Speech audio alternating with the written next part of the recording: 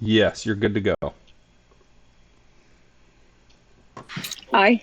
Mel? Aye. Janice? Aye. Jay? Aye. And I as well. Next up, looking for a motion to approve a long-term leave request from Mr. Titman. We look for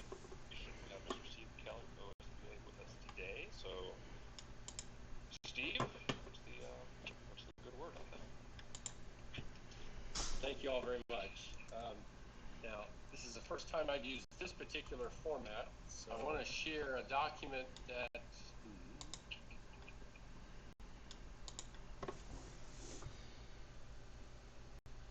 Mr. Titman. We look for let me see. Steve? Thank you all very much. Now, this is the first time I've used this particular format, so I want to share a document that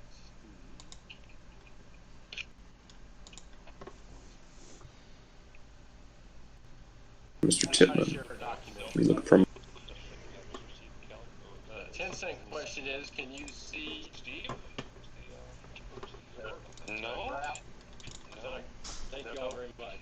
Now, this is the first time I've used this particular format. I want to share a document that and that's what I'm clicking on. Mr. Titman. We look for Oh, wait a minute. 10-cent question is, can you see Steve? No. Thank you all very much.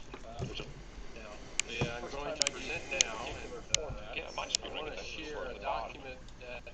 Here we go. Now it's looking a little bit more like, and that's what I'm clicking on. Mr. Titman. We look for 10-cent question is, can you see Steve? No. Thank you all very much. Now, I'm going to present now in format. I want to share a document that. Here we go. Now it's looking a little bit more like, and that's what I'm clicking on. Mr. Titman.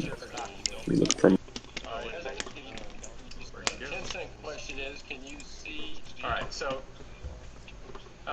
what you see in front of you, hopefully, is the board self-assessment survey that you took over the last 2 years.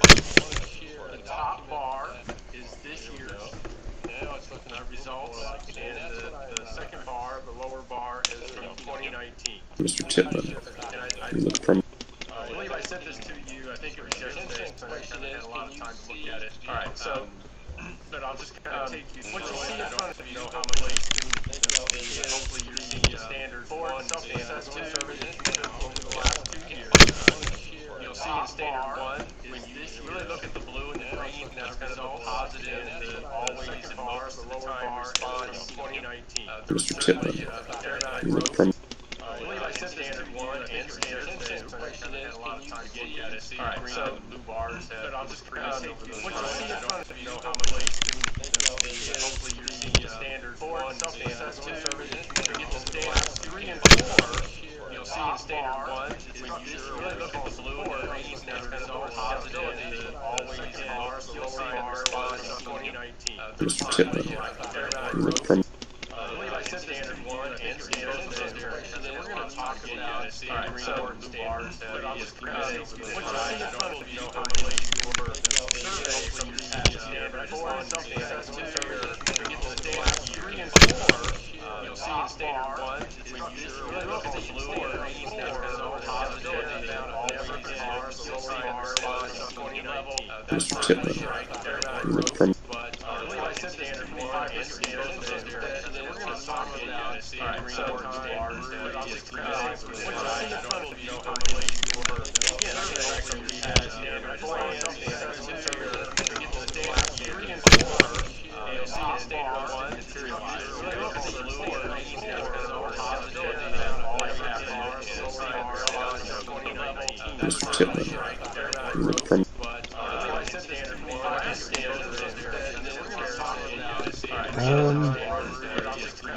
Yeah, I'm muted. Yeah.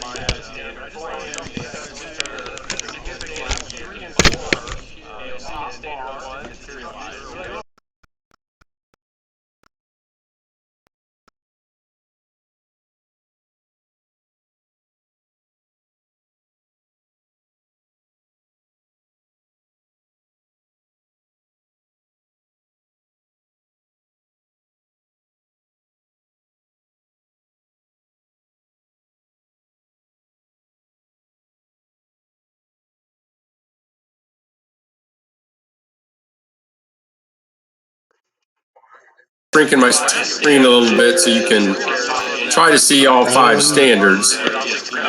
Yeah, I'm muted. Questions, comments, Yeah.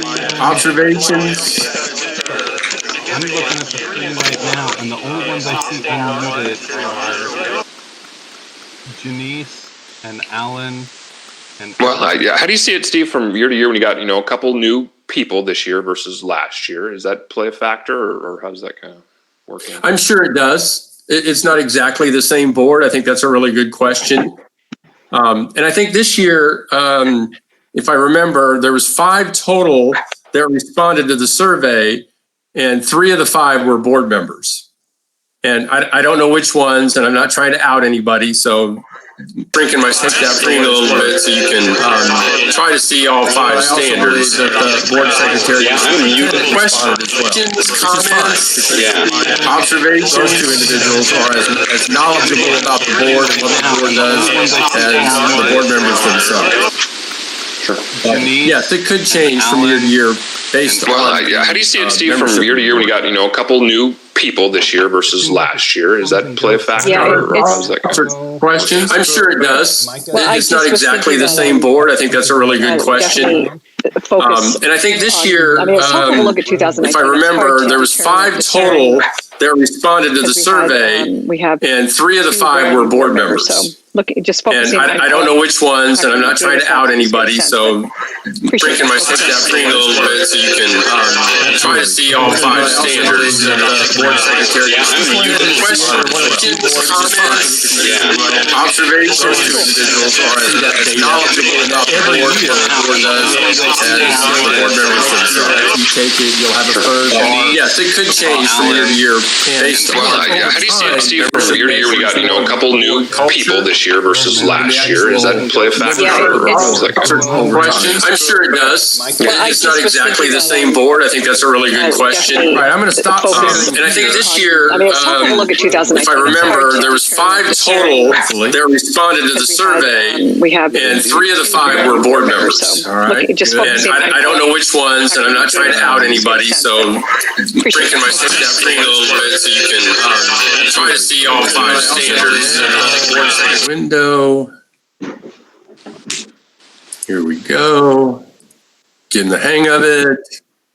All right, so you should see, says school board self-evaluation. Does everyone see that document? Okay. Yes. Yes. And again, I sent this to you ahead of time, so you do have this copy. Again, I know you didn't have much time to preview it, but I want to point out a couple of things, take you through it. And the first couple of areas that I want to look at are areas of strength for your board, because I hate to just run to and here's your areas of growth without celebrating your successes. So I'm going to scroll down. If you'll remember from the original slide, you had a lot of growth in standard 1, 2, and 5. But for your strengths, standard 1, which is what we call the governance standard, was very strong for this group. Again, this is just the summary for 2020.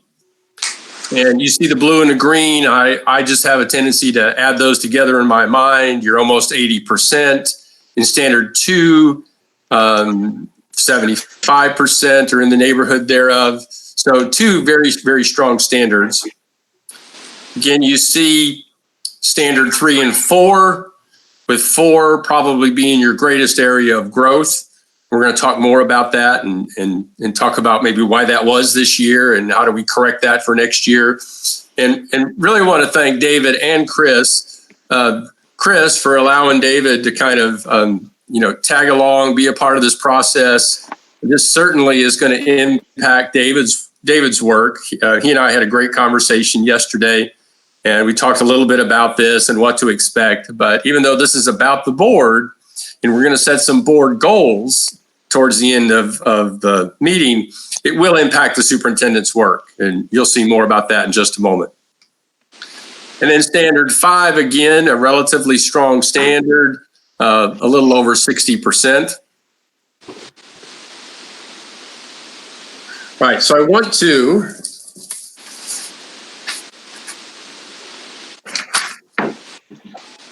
look at a couple of specific benchmarks. Inside each one of these standards, there's anywhere from 3 to 6 subcategories, what we call benchmarks. And you had a couple of pretty strong benchmarks. So let's look at 1E. I know I'm probably making you dizzy going too quickly through this. But benchmark E is talking about promoting healthy relationships by communicating supportively, inspiring, motivating, empowering others, and exercising influence in a positive manner. What a huge area of strength for you, how important it is for a board to do this. And certainly, I would say to me, and I'm going to ask you in a moment if this kind of coincides with how you think of yourselves, I certainly think of you in this way, what I know about you and your district. But let's look at some of the individual questions underneath this particular benchmark. And you see those there in questions 15, 16, and 17. Yeah, there's 3 questions here. Again, just at a glance, you see a lot of green, a lot of blue, which means that's always, most of the time. The first question talks about providing an opportunity for stakeholders to make presentations to the board, trying to promote continuous improvement. And here's the one that you marked yourselves the highest in, and that's treating all individuals with respect. This is just such a key question, performance indicator. But I really wanted you to celebrate this benchmark and draw your attention to it, because to me, this is a bedrock. This is a foundational piece. And so kudos to you for this. And so I'll ask observations, questions, comments that you would like to make here as we celebrate 1E. Well, that's nice. It'd be a tough place to start if that was all black in that one, I guess. No, it would be. Or all red. Yeah, red or even a lot of yellow. I mean, you've got a couple of, ones there in terms of some of the time. You've got one that's a don't know. And I could see that in question 16. But again, overall, just looking at the health of this benchmark, it's pretty green and blue. Other questions or comments? Yeah, I think that for me, given the amount of years I've been on the board, the beginning of this year, the momentum for Q15, the provide opportunity for stakeholders, I think that we made the most progress in that area than we ever have in the previous years. And I think that's the area where I look forward to the most to this next year really expanding on that, because I think the one area that I probably was, I don't know which one I was, I can't remember, but the students, I just, when we got to sit in on the students interviewing David, and it was phenomenal, and it just really stood out to me that that's something that we need to do more of. And I believe that we were working towards that momentum. And so I just want to share that I would look forward to us doing even more in that area. Very nice. Any other comments? We're going to look at 1F next.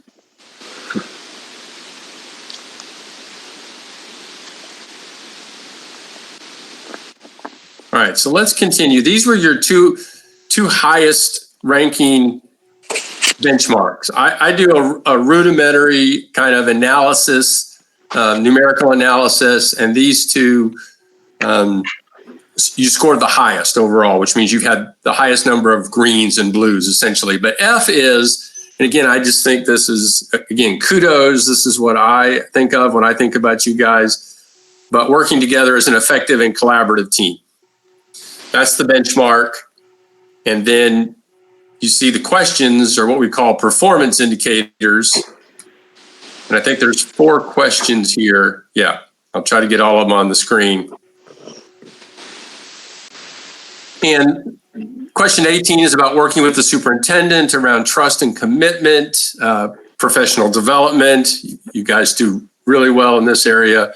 Being collaborative, again, together with the superintendent, bringing new board members up to speed.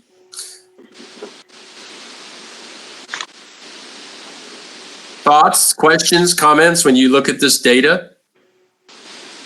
Well, as a new board member, I don't remember what I marked question 21, but I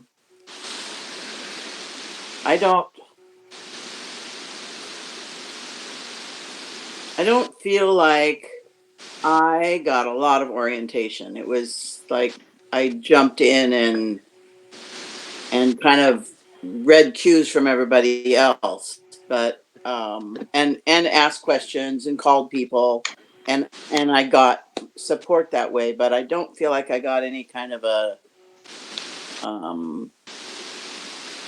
an orientation from other board members. Okay, good. Thanks for sharing that. That's important. But perhaps not as much of a formal orientation as could be done. Well, I don't feel like I'm behind or anything. Right. No, I understand. No, I think your comment is constructive feedback in terms of, Yeah. and I'll tell you, this is an area that a lot of boards and superintendents always tell me, and I was the same way when I was a superintendent. Gee, I wish I had more or had a more formal system when a new board member comes on. I felt like I was winging it every time a new board member came on, and I always promised myself I'd do better the next time. And so, yeah, this is an area that could improve across the state. But thank you for that. Any other thoughts, comments? I really think we work great together. I agree. All right, very quickly, these were your 2 highest scoring benchmarks, but I want to take you to 2 others just very quickly, and then we're going to talk about some areas of growth. But I'm going to go back to 1C, so we're still on that first standard. Again, I consider this what they call conduct and ethics. I call the governance standard. It's foundational. And so let's look at 1C, which is respecting and advocating mutual understanding of roles and responsibilities of the board members and the superintendent. And here we have, I think it's 3 questions. Delegating authority to the superintendent, very important. And we're going to talk more about this in the transition training program. I was telling David about it yesterday. And if we have time at the end of this, when we finish with the self-assessment and setting your board goals, I want to talk a little bit about the transition plan. But it's important for the board, the superintendent, to understand each other's roles and responsibilities. Question 10 talks about honoring the role and responsibilities as the superintendent, and then using written protocols for your interactions. And it looks like in this area, the first 2 are very strong. There might be some work that we can do around question 11 in terms of written protocols. That's usually known as a board operating agreement. I can't remember if we started down that path and maybe didn't finish it, or maybe you have one, but that's something we'll talk about in the transition plan or the transition professional development. Right.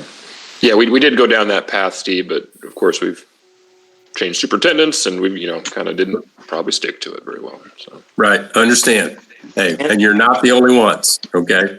And I don't feel like I've ever heard of that document that you talks about.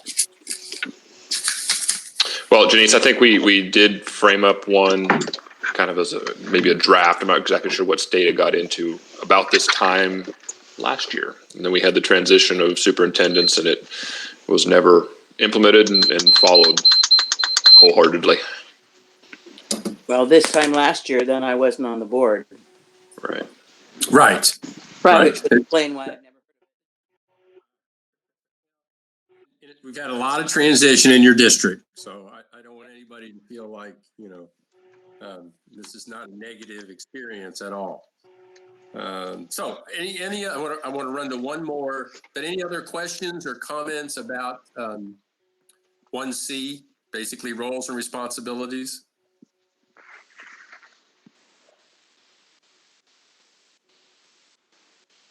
All right, I'm going to jump all the way to 5.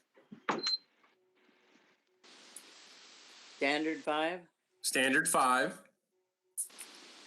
This is in the area of community engagement or advocacy and community engagement. And so this rounds out your top 4, but benchmark 5B, which talks about transparency, being open, being accountable. And so you see the questions, and I think there's just 2 of them. There they are. Trying to ensure the public's well informed. And again, no green here, but a lot of blue.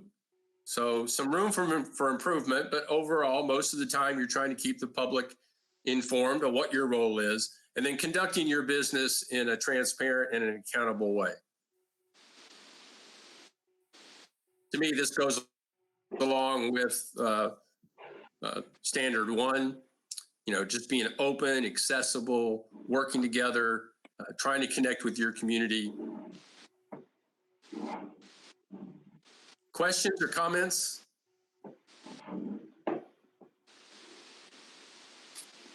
I guess, with the Q67, it would be wonderful to see that as always, and to explore, because, often I know when we do these surveys, we're interpreting what that looks like. What does it look like to conduct business in a transparent and accountable manner? And we may, for me, looking at this, seeing the 3-2,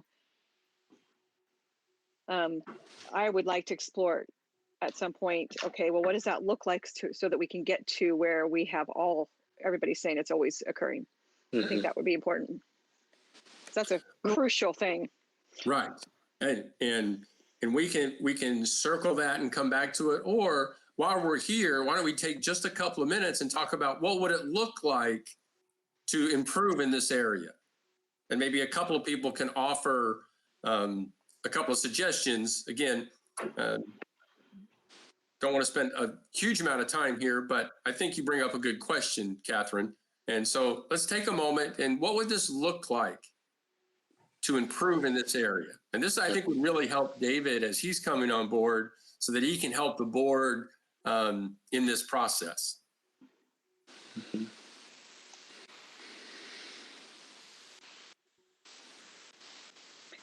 I think one area, and I don't know entirely what the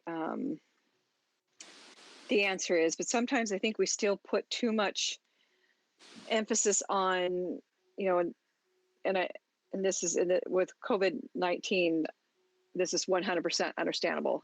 But when we put too much emphasis going to the board chair to troubleshoot, and we don't have the superintendent reach out to other board members, then we could lose in that process alone some transparency and accountable manner, because decisions, superintendent may come to the board chair or the vice chair, which, I've been in both positions, and the thing that always made me uncomfortable with it was the process of, okay, well, I know we're troubleshooting here, but you need to reach out to the other board members, because it's a board of 5, and there may be some vast difference of opinion or difference of experience. And so for me, that's an area where I don't know what the answer is, because at the same time, I respect and understand that we have a board chair and vice chair for a reason, and that we can't expect our superintendent every time he needs a troubleshoot to reach out to every single board member. But maybe when it's something of significance, that would be a better process to implement. Okay, good observation. And again, you're right. We don't have to solve it. I think just raising the question, because the note that I made to myself was, let's talk about that in the transition conversations. Yes. What is the role of board leadership? When is it appropriate to reach out to the board chair and vice chair? And I will say, and probably for David's sake, but I say this to a lot of new superintendents, especially in their first year, please don't see your board chair as your assistant superintendent. And I see that developed. I'm not saying it's in your district. I'm not pointing any fingers. I'm making generalizations in the work that I've done over the last several years. Some of the superintendents will pull in the board chair and almost cause that division with the rest of the board that you're describing, Catherine. But also they lean a little bit too hard on board leadership in some other situations. And so I always try to coach new superintendents to strike that right balance.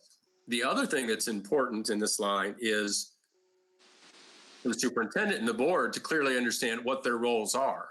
Because if we're into problem solving, that may not be a board role or a board function. But anyway, we'll talk more about that. I think it's a great observation, Catherine. But I made a note, we'll talk more about board leadership. When do we talk to the whole board? When shouldn't the superintendent be talking to the board? And so forth. And we'll get very specific in scenarios. Anybody else comments around question 67? How do we improve that? What does it look like to be even more transparent or more accountable?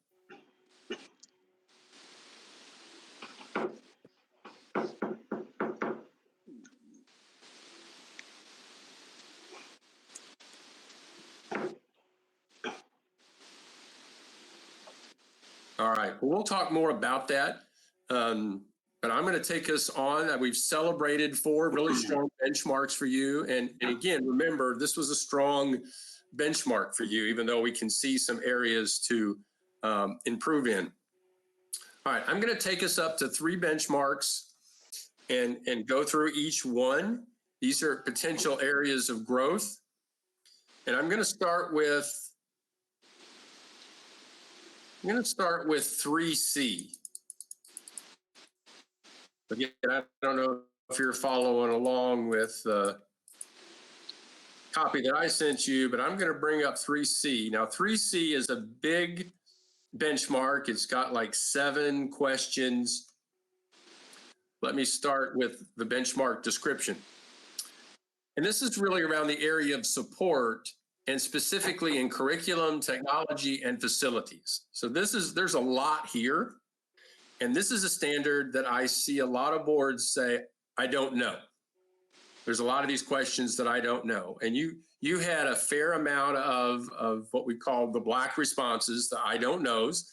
And again, don't know who said those. It doesn't matter. But I want to take you through this and show you these questions. So let's look at the first 3. If I don't know if I can get all 4 of them.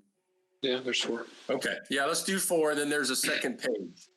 So Steve, just a quick question to clarify. So when we look at this, essentially what you said were there were 3 board members and essentially Dee Dee and myself that filled this out, right? I think so. That's what I remember. So essentially every one of those marks is a vote. One person, yeah. One person. So I think just to make sure we have a context there, that we understand that, 37 represents 3 people picked yellow, 1 picked green, and 1 picked black. That's correct. Okay. Just to make sure that we understand the context in which those happen. Thank you. Thank you very much. That's exactly right. And so you see the first 3, 4 really talk about curriculum, instructional materials. We're going to talk about technology and facility on the second page. The greatest area of growth here, when I look at this, is question 40. In terms of what's the community and parental involvement in selecting curriculum. Because you had two that didn't know, you had one that said never, you had two that said some of the time. And so clearly in this part of the standard, this is an area for continued conversation about what is your policy here? First of all, does the board know what their policy is around parental involvement in terms of selecting curriculum? Do you have a policy? What does it say? So that's the board side of this. The administrative side of this is, so how do we take that policy and put it into practice? What are the procedures that we use? And the board may or may not know what that process is. And so part of what I'm going to recommend in your board goals in this particular benchmark is to have some conversations over the course of the next year about, so board, what is your policy here? And administration, superintendent, and this is why I'm glad David's here, because this is going to fall to you. How do you keep the board informed of what the processes are? And I use those two words purposefully because the board's responsible for the policy, but the superintendent's responsible for the implementation, what I call the process.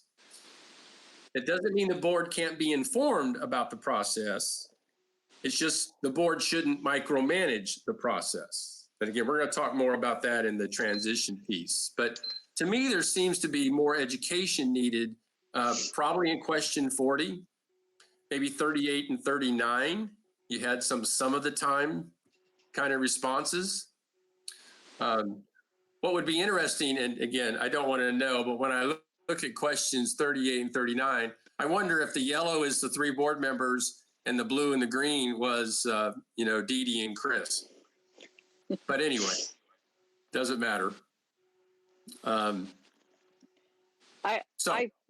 were my observations. I want to hear some of your observations, some of your thoughts on what you see here. Go ahead, Catherine.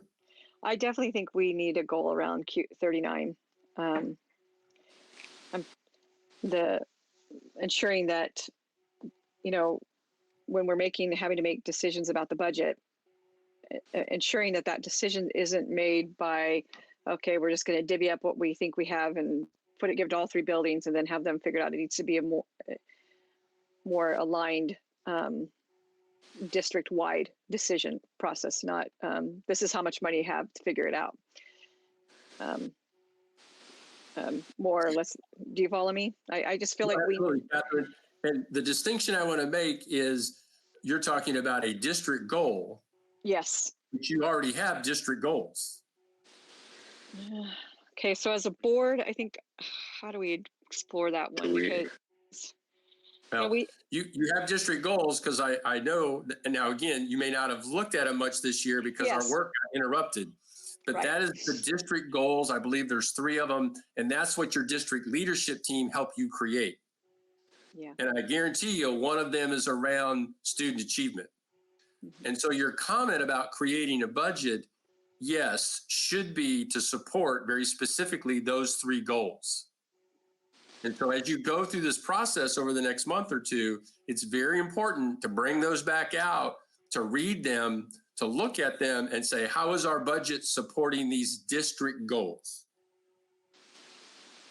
And again, I don't have them in front of me, but I just want to distinguish between district goals and board goals. Right. And I appreciate that. So what would a board goal look like in that area?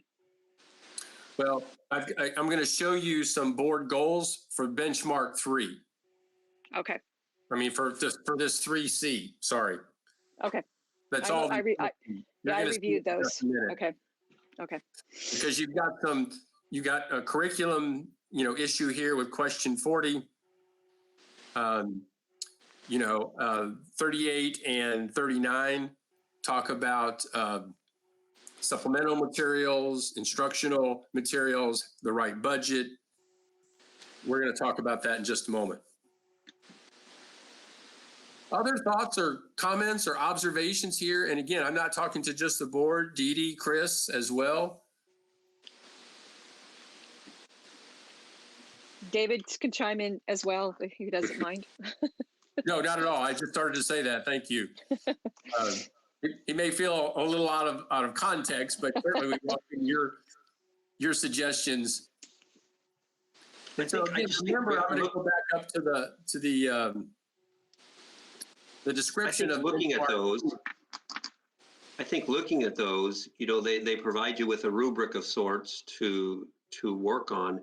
And I think through much of the SSA, SIA planning, I think we did take a pretty deep dive into many of those things, align them with the goals, and had many plans that are then designed, and some of them will probably be put on a shelf forever, given our current potential budget shortfalls in the state. However, I think they did align about what's important. And from all the things that were discussed, I think you have some clear objectives gained through that insight about changing culture and addressing what we think is important. So now I think it seems like eons ago since we had those conversations. Right. But I think it would not take a whole lot of time for us to go back and reflect as David steps in and look at the work that has been done. And he and I spoke today about some of the things that were talked about that I think are imperative that as he steps in, that were and kind of born out of those discussions about policies that ensure students receive curriculum support. Those things, adopting budgets that supports development. We just talked today about planning PD that would start actually this summer, given the crisis that happened. So I think some of it has borne out in ways that are going to look completely different. Just in looking at campus around preparing students for school, talking about still the goal to have and address students arriving school ready to learn. So those things I think are still there, but they will just be different. And Chris, let me piggyback on your comments, because when you look at these 4 questions, board, the first 3 are directly board responsibilities. What policies do you have that establish high expectations for student achievement? That's a conversation that needs to be had. What are those policies? Do they need to be changed, match the district goals? Look at question 38. What policies do you have to make sure that students get the right support and instructional material? See, those are have policies. And then the third one is adopt a budget. So the first 3 are clearly board responsibilities. And question 40 is administrative. The superintendent needs to have a process by which community and parents are involved. So you just have to ensure that there's a process, not that you dictate the process.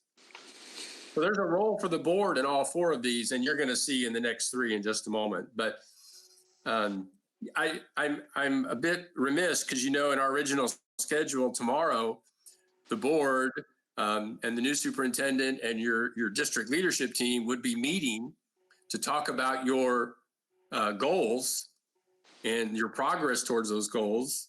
And we were doing that just in front of your budget process. But of course, all that got disrupted.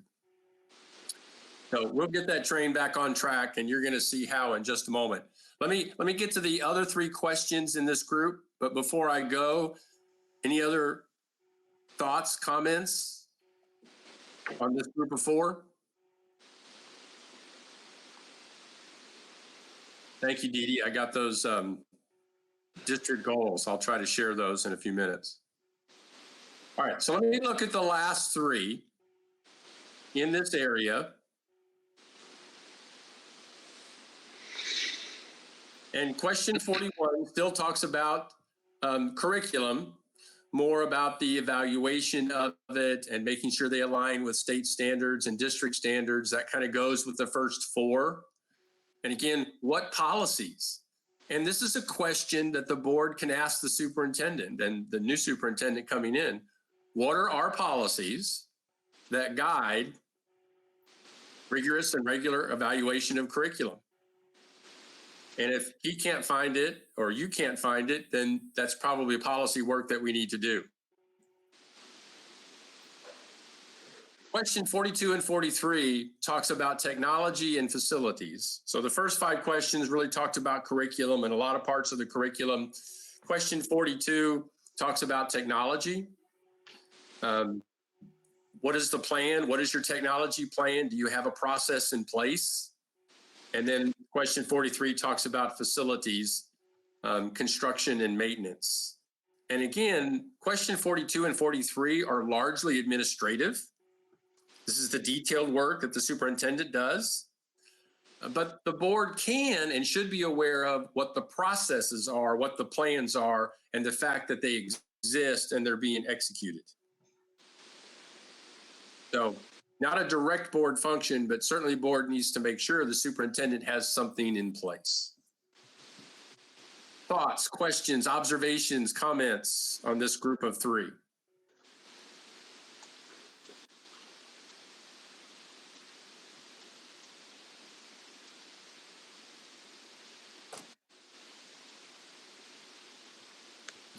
All right, I want to go to standard 4. I want to look at a couple of benchmarks, and then I want to show you some proposed board goals.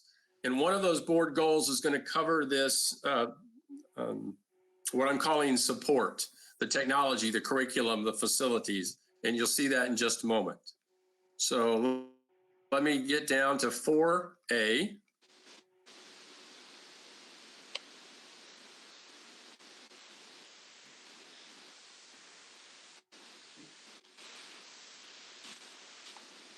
Now, if I remember correctly, in last year's self-assessment, standard 4 accountability was an area that we were working in and on.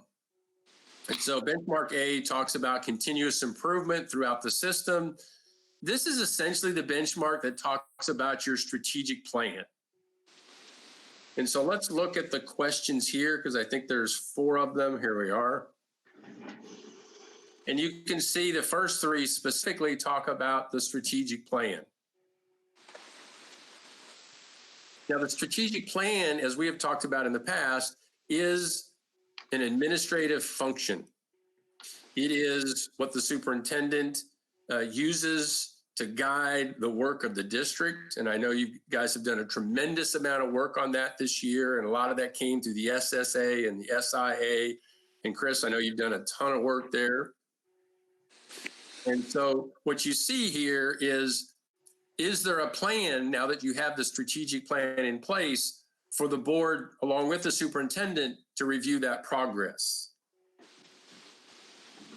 And then question 52 is really talking about, you've got the district plan, is there correlation with the school plans? And is the board at least aware of what that is? And then, of course, the third question talks about an annual review, which is probably not time for your annual review yet. You just finished up that work, I think, in the last month or so. And then the last question really talks about, how do we recognize schools for their efforts in improving student learning? But the first 3 questions clearly attach themselves to the strategic plan. And again, well, your thoughts, questions, or comments here around your strategic plan, your development of it, kind of where you're at. Any thoughts? Well, it's not something that we've had a strategic plan that we reviewed periodically, to my recollection. It's something that's been talked about the last couple years or so that I can recall. And this SIA work has, you know, for lack of a better term, forced us into kind of getting something together finally. But it's not been kind of a piece of our culture, I guess, to have and review the plan regularly that I know of.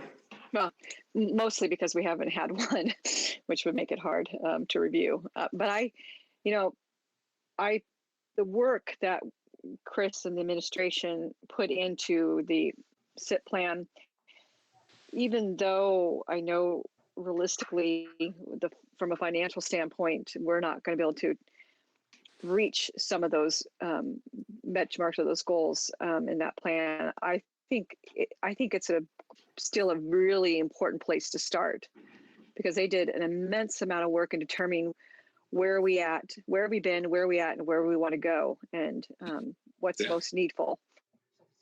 So even though financially we were making projections based on what we estimated we were going to receive, certainly I don't see any reason why we can't continue to use that plan and find, as creative as we possibly can, look at, where adjustments need to be made, obviously because of budget. But I don't think we should in any way, shape, or form just put it on the back burner. I think it's priceless work that we should be referring to going forward. Yeah, and I would agree. I think that the plan, even though we may not have the money to jump on some of the things immediately, they really do a good job of identifying future priorities or immediate priorities with social emotional learning, that sort of stuff. So continue with that work, maybe change the structure a little bit, but I totally agree with you, Catherine. Yeah. And that would be a perfect thing for us to be following. Yeah. Yeah. We obviously need to, like you said, we need to make some adjustments, but especially the social emotional learning part needs to be a crucial part going forward. So yes. Great comments and observations. Any others?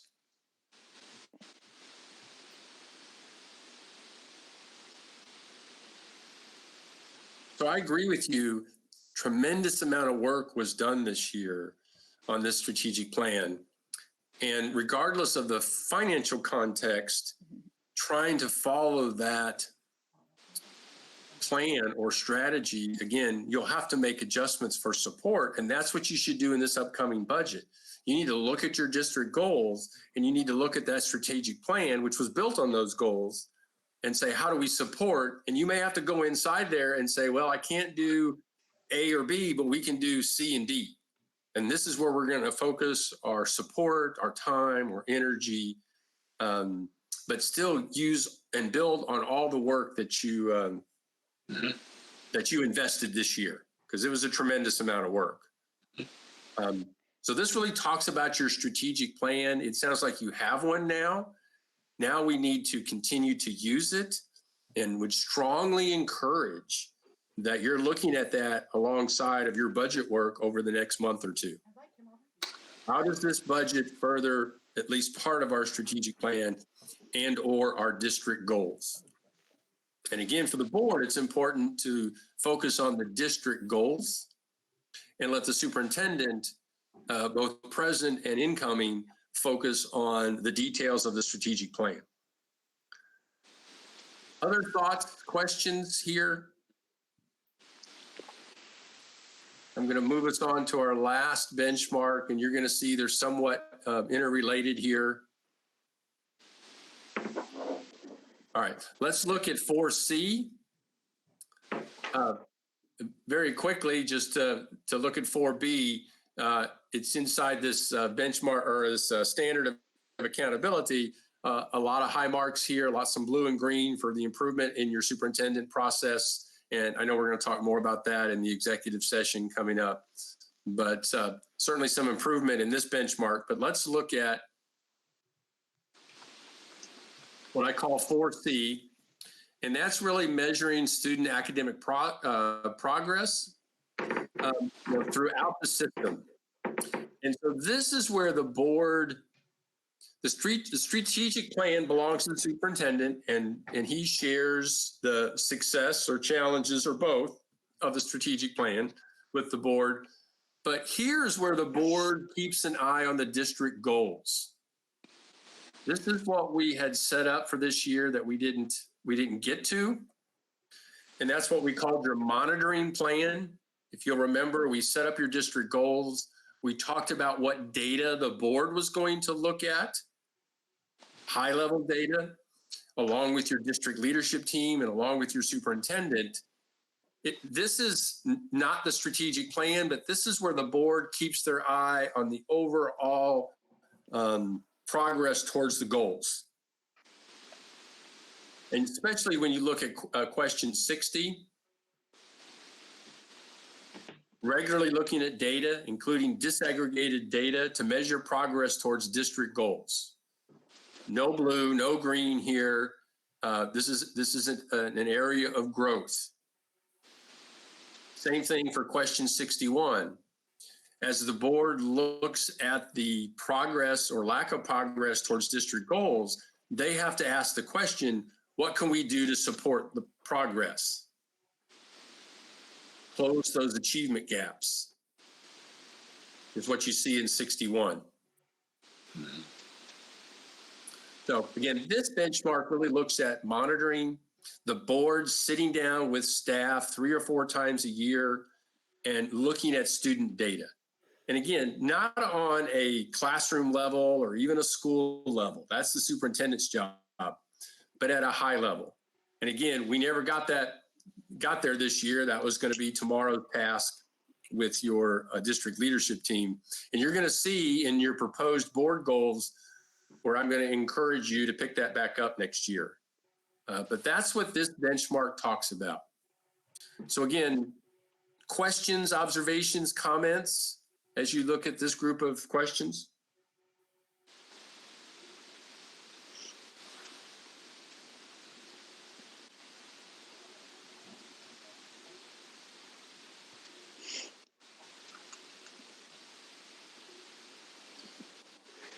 Steve, can that be in the form of, again, what's a typical format? Would it be periodic presentations to the board, like ELL progress, that sort of thing in general, or are you thinking a different structure? That's a great question. And with the strategic plan, I try to coach periodic presentation to the board. Okay. You would take a piece of the strategic plan that say maybe focused on ELL, okay? And it really depends on your strategic plan, which I don't have in front of me, and you're gonna see in just a moment, I'm gonna ask you to think about at regular intervals, maybe not every month, but maybe every other month, but that you make those presentations. But here, what I'm talking about is 2, 3, maybe 4 times a year that the board actually looks at data alongside staff. And I know you haven't experienced that yet. This board, some of them have experienced that because we've worked with their district leadership team. I'm going to talk more about it in your transition training, but it's where the board sits down and we get in small groups and there's, a board member or 2 in every group, and we look at data related to their goals. So it's really high level data that gets presented, and then I facilitate, and I'll teach somebody on your staff or yourself how to facilitate this process. But it's where the board gets very active. It's a hands-on kind of data analysis. I hate for the board just to be passive receivers of information all the time. And so part of the time I coach, advocate for, hey, let's try to understand this data together. Let's ask these questions. I want to hear from teachers about their challenges in the classroom as we try to achieve this particular district goal. So it wasn't a very detailed explanation to your question, but it is different than just a presentation at a board meeting. It's really a work session that's set aside for small group interactions with board members, community members, if you want, staff, both classified and licensed administrators, all sitting around the same table. Really good question. Any other questions, comments, observations?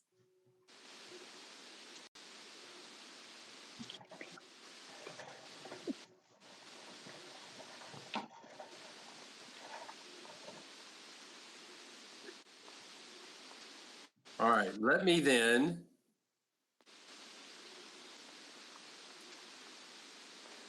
try to find my last document.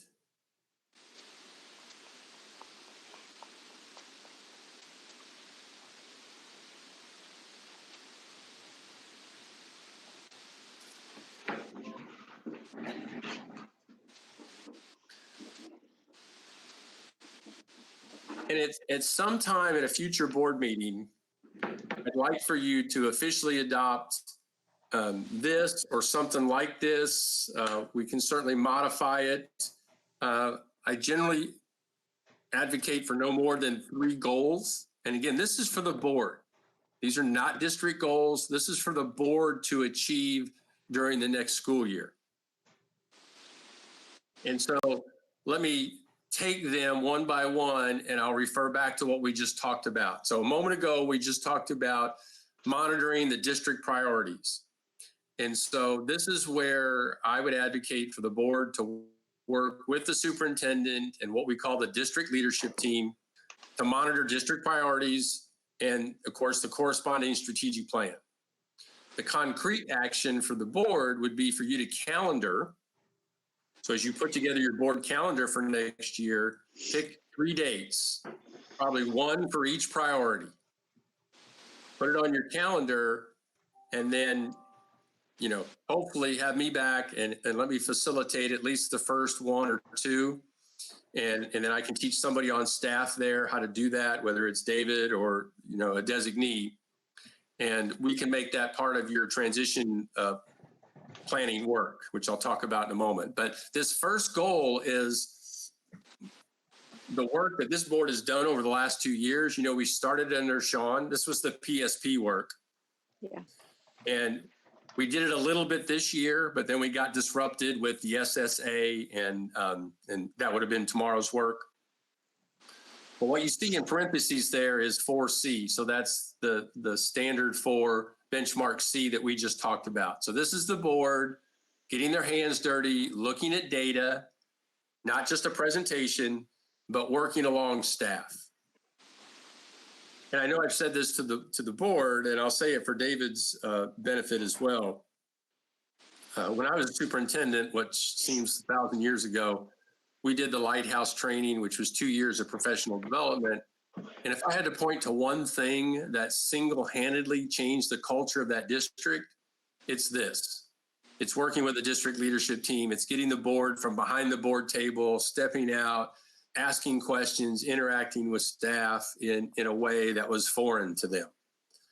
And just it fundamentally changed our culture there. And I know the couple of times that I've facilitated it for you guys, I've just gotten really positive remarks, both from the board and from staff. So I would strongly recommend that. That would help with that benchmark and accountability. Let's look at the second one. This is around the strategic plan. Now, again, the strategic plan belongs to the superintendent, but it can be shared with the board. And so this is calendaring at least 4 updates. So you put them on your board calendar. You know, maybe it's October, December, February, you know, whatever the strategic times are to go over the strategic plan. But then you take just part of the plan, and the superintendent and or the appropriate staff member reviews that with the board and says, listen, this is where we've been successful. This is where we haven't been as successful. We want to update you on this. We want to keep you in the loop. And then, of course, the board can provide feedback. Again, they don't dictate, they don't change, they don't mandate, but they can provide feedback and perspective. And so that's where you get benchmark 4A, where then the board becomes aware of and gets regular reports on the strategic plan. And that way the board knows we have a strategic plan, it's being followed, it's being executed, and they can relay this information out to the public, both these first 2 goals. I think I've worked with this board about going out, doing a community engagement plan. I think we've done at least one of those where you've gone out and talked about certain things in the community, and you should be doing that on a regular basis. And again, we'll talk more about that as we get closer to these meetings and things. Please, I don't know who's trying to talk, but please. I just had a question. Yes. I think from my perspective, I'm just trying, you know, regarding the budget, would it be an appropriate thing to do during the strategic plan updates to also just update us on where we're at with the budget? Did we, you know, looking backward, you know, looking at what we did pass, or are they finding that it's supporting what we need, and Yes. and looking forward, so that part of that update is us knowing did we allocate the budget correctly, and what do we need to be looking forward to working on going forward? Absolutely, Catherine. That is the key question. When the board sets expectations, then they should not only hold people accountable for them, but they should also say, how can we support you? And a lot of times it's with the budget. And the other area is policy. Is there policy changes that we need to make to support X, Y, and Z? You know, are there budget changes that need to be made? So absolutely, the board, in both those first two goals, you ask, how can we support you in this work? Good, really good question. And at the same time, they can also update us and say, okay, this is what is working. This isn't what's working budget wise, so that we have a sense of what we're doing. Yes. Okay. Absolutely. Absolutely. And you want to have all these conversations. That's why when you look at your calendar for next year, again, this is something I can help you do when we do the transition training, but is get these meetings and things in before your budget process starts. So if your budget process normally starts in May, you want to make sure you get all these strategic plan updates and these monitoring sessions done so that when it comes time to make next year's budget, then you know how to adjust it. If mid-year adjustments need to be made, of course, you would make those, but generally speaking, you can make those adjustments from year to year. And so let's look at the last board goal. So the first two, one is monitoring the district priorities, which again, you have 3 of those, and I'll try to retrieve those in just a moment if I can. I know that Dee sent them to me. The second goal is about regular monitoring of the strategic plan. And the third goal that I would propose for you to consider is around the 3C. Remember the one around curriculum, facilities, and technology? And you had a lot of I don't knows there. Again, what you're going to see recommended here is that the board, along with the superintendent, periodically review what is the long-term facilities plan for construction and maintenance. I mean, do you have one? If not, we probably need to create one, i.e., David, there's some work for you. If you do have one, is it being followed?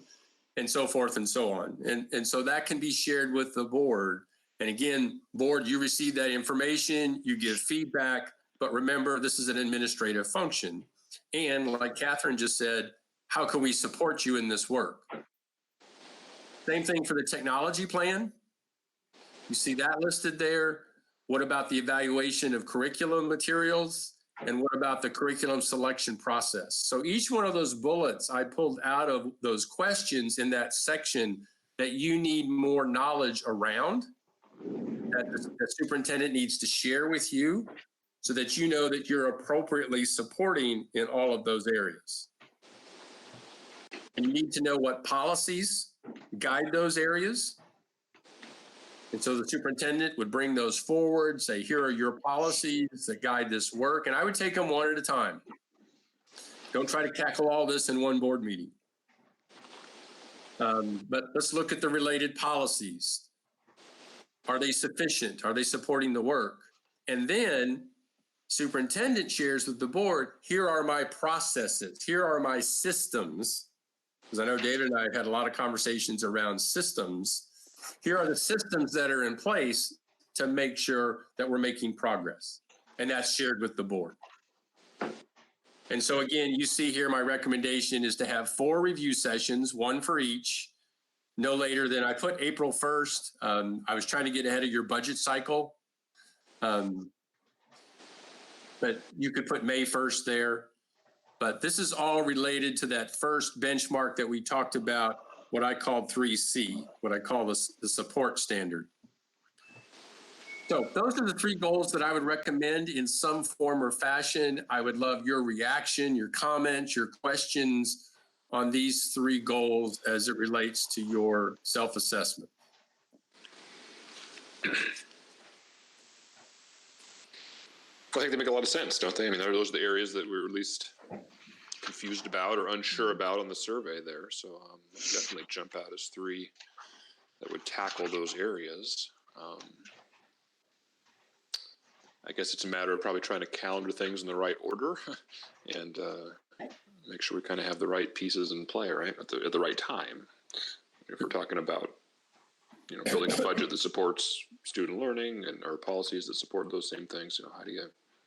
So my head's swimming a little bit. And I just kind of logistically how to calendar all that, but I guess you start by laying it out and And Alan, that's a great observation. Yes. Because in each one of these standards, I'm talking about calendar this, calendar that, calendar this. And we can do that in our transition training. So don't feel like you have to do that tonight or even at the next board meeting where you might adopt these. I will absolutely walk you through that, and we'll let David get his sea legs underneath him, but we can do this together. So don't feel overwhelmed by all that. That is part of what we can talk about. And I also think about, like, for instance, our budget process now. I don't have the meeting dates in front of me, but we have some budget meetings coming up. And so how much should some of this thought inform our upcoming budget meetings, for instance? I think it would most definitely, I appreciate what Steve was saying, that the questions we need to be asking with this most current budget is, given the estimated budget shortfall, what decisions were made to address some of the significant areas of need that were in the SIP plan, and if we, in making those decisions, what did we have to sacrifice? And that's not the right word I want to use, because nothing should be sacrificed in education. But what sort of balances did we have to take, from one to the other? That would be, I think, very important for us, even though we don't need to know the details of the strategic plan, but for us to be informed as to the main key things that stood out as areas of great need, ensure that we don't, because my biggest concern with this upcoming budget is that we're not reactive, in a sense of, okay, yes, we see that we're going to have a possibility of a budget shortfall, and just assume that we can't do anything. And I understand that so then we have to look at what we have been doing and where we need to shift resources, if that's what the plan dictates, if that makes sense. But that would be questions we would be wanting to ask Chris. And be mindful of, okay, help us to see where did we shift, where are we at with that? And by no means is this going to be easy. So, does that make sense, Alan? I'm trying to share the district goals, and I'm falling short here. Dee Dee emailed it to all of us. Okay. Yeah, it's a great sentiment, Catherine, but I think this is going to be a harsh reality too, potential reality, if the worst case scenario that the state's talking about comes through. Yeah. So that's a good thing to try to balance, but yeah. Steve, are you able to open those goals up? I am. I was going to share them so everybody could see them, but I'll just speak to them if you have them in front of you, because for some reason, when I go to the Google meeting, it's not showing me that as an option. The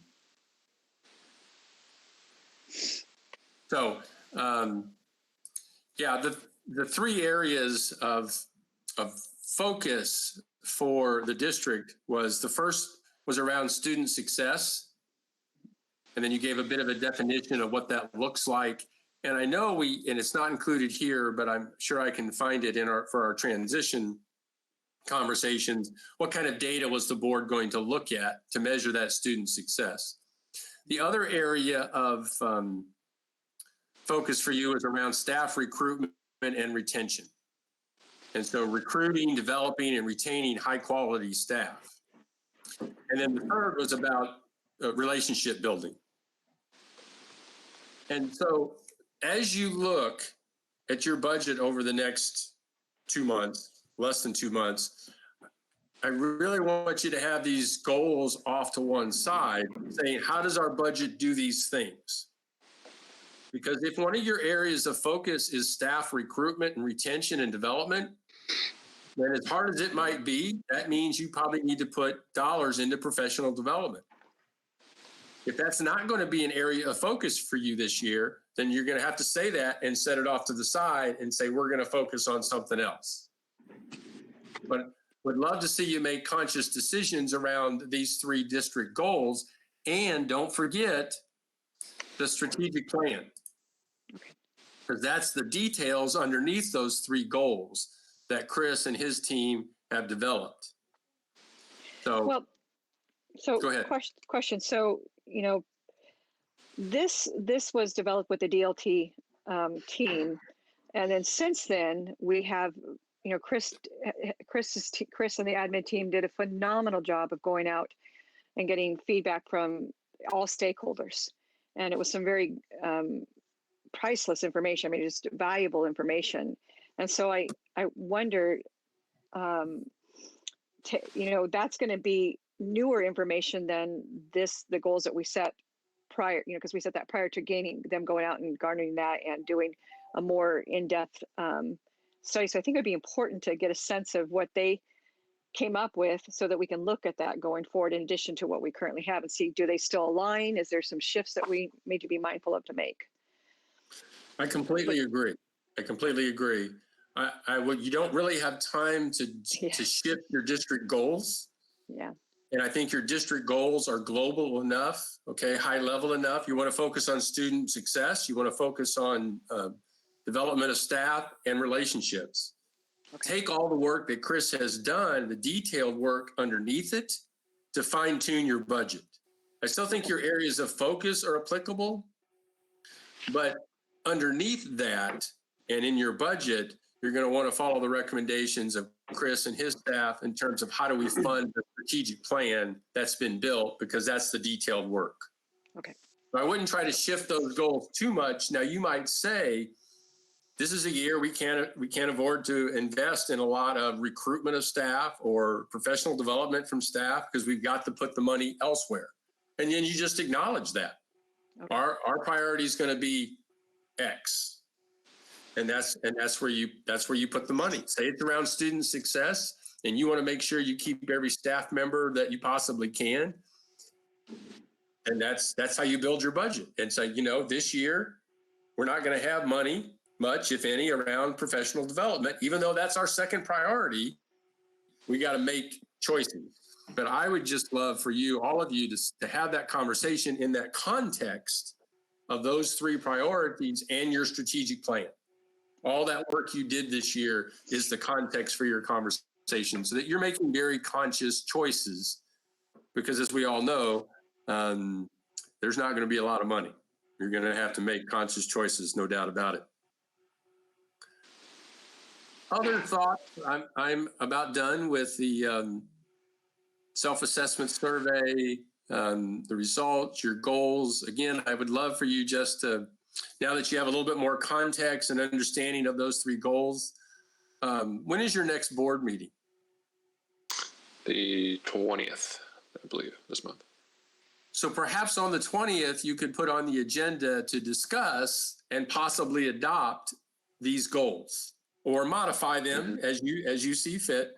But it should take official adoption. And that way, again, these are official goals of the board. And then when we do the transition plan, I can certainly help you with the conversation around how to calendar that. What's the order of that? What does it look like? What makes sense? To talk about student success in, September may not make as much sense as it does later in the year when you get all the student achievement data, for instance. You know what I mean?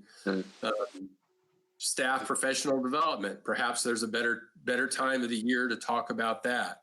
The strategic plan, which I don't know that well, makes sense to talk about at certain times. So we'll figure all that out. But if you could adopt the goals, either these or something similar to, that sets the work for the rest of the year. Yeah, it's a great suggestion. So Dee Dee or Chris, maybe just kind of note that as an agenda item for the 20th. And maybe the rest of us study these up here over the next couple of weeks and think about it a little deeper. And if there's suggestions or modifications, we can address those at the regular meeting then here. Yep, got it. And the other thing I would, in the few minutes that we have left, because I think we need to be done by 5:30. Is that right? That's what I'm. Oh, that was the schedule. Yeah, I think. And I can do that. I just need a few minutes to plant these seeds. But perhaps on the 20th, you can have a conversation around trying to schedule sometime over the summer after David comes on board for the transition professional development. Remember, that's up to 12 hours of professional development for the board and the superintendent. I'm going to send you an outline of what that is. I'll remind you of what all that is. I may have already done it, but I'll resend it. We work on things like setting up the new superintendent's evaluation. And what does that look like? That's one of the first things that we do. We talk about expectations, the board of David and David of the board, very specific expectations. We talk about communication protocols. We talk about roles and responsibilities. And so I would love to be able to schedule maybe a full day retreat and try to get the first 6 hours knocked out.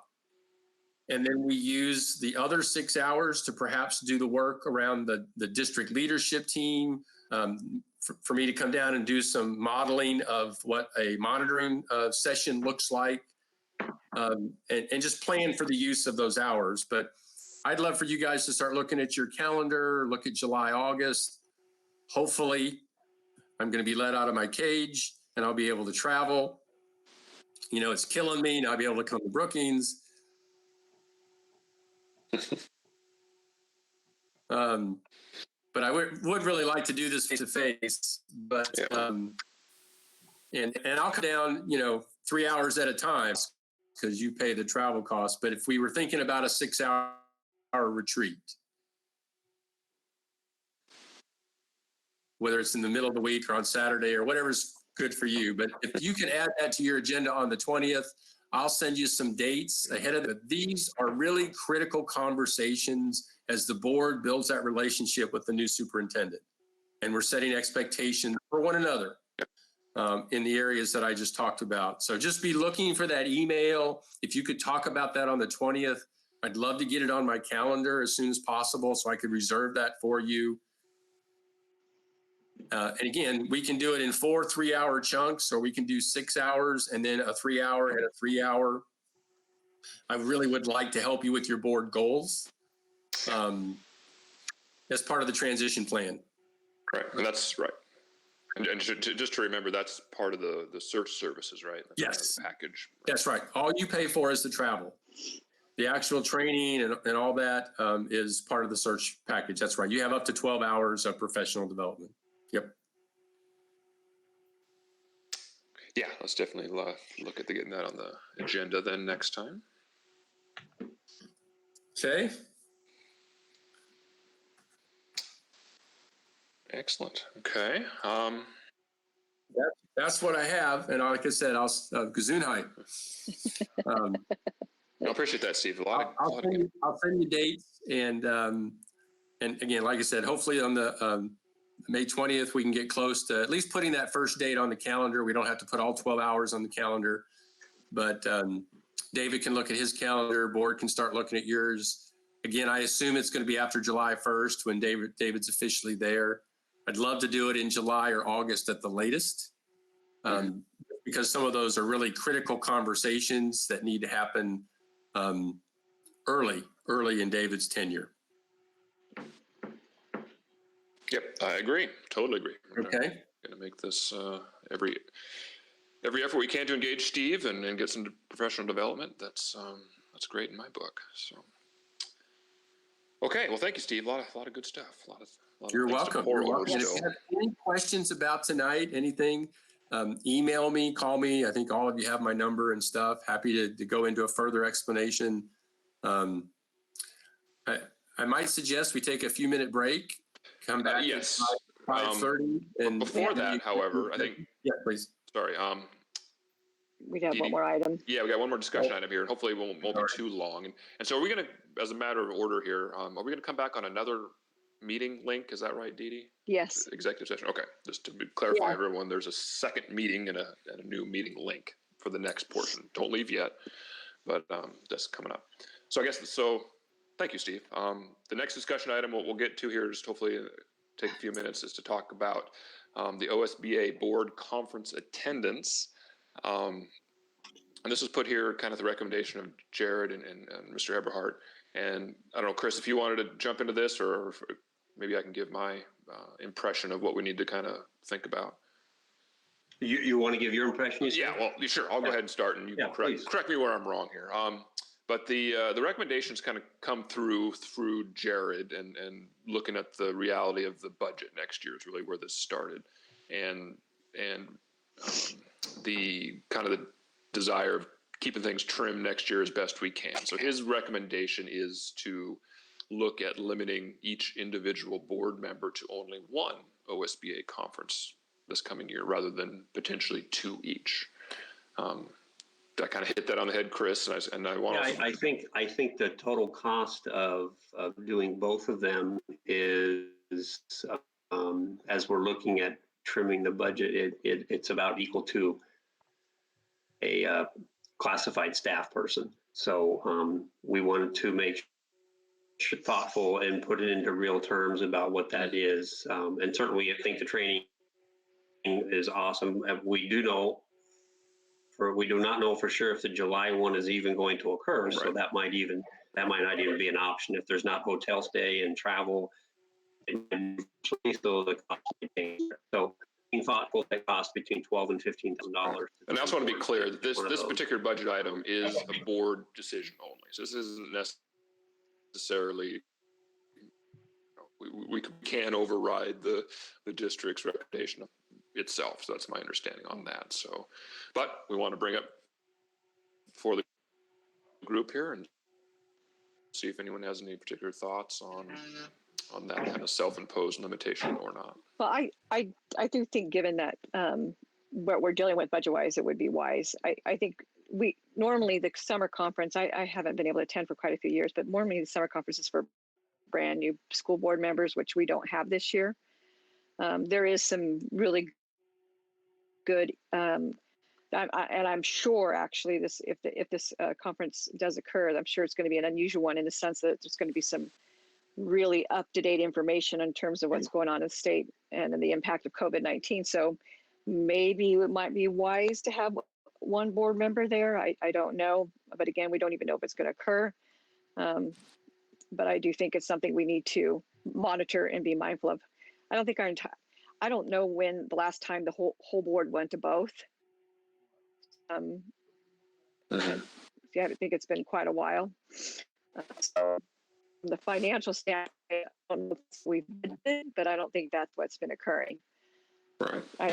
I know our whole board didn't go last year, so.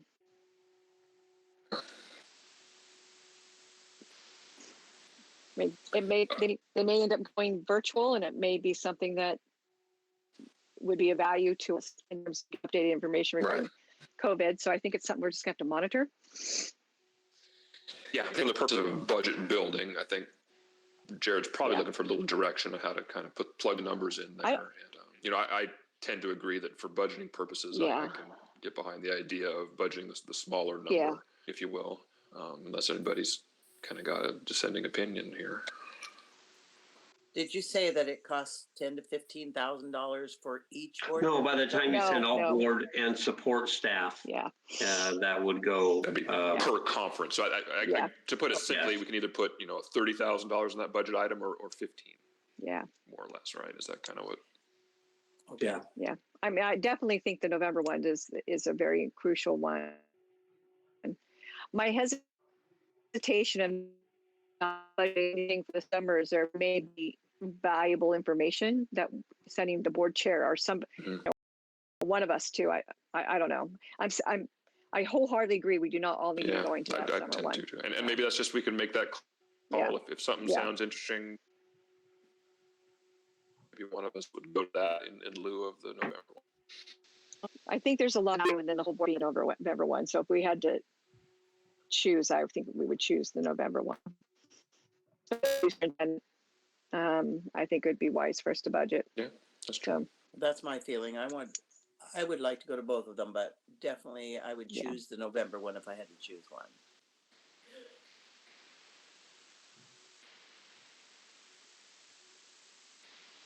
Okay, well, let's go ahead, Chris, and if everybody sounds all right, let's go ahead and have Jared budget for the single conference attendance per member, per board member this year, and kind of go that.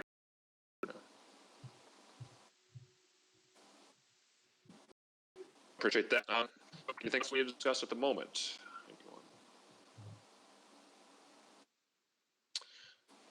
Okay, so this time we're going to go ahead and call the public meeting to an end, and thank all those who may be watching us here tonight. Start up our executive session here. Let's say 5 minutes. So we can take a 5-minute break, and 5:35 we'll see the executive session back in session. So Okay, so we come back to the same place? No, there's another link. There's a second invitation, Janice. That's for the there's 5:30. there's an email executive labeled session. executive session. Okay. And if you need that, text me and I can send it to you again. Okay, thank you. Okay, we'll see everybody here in a few minutes. Great. All right, thank you. All right. Thank you. Joining us. So Thank you, David, for being here. Appreciate it. Thanks for the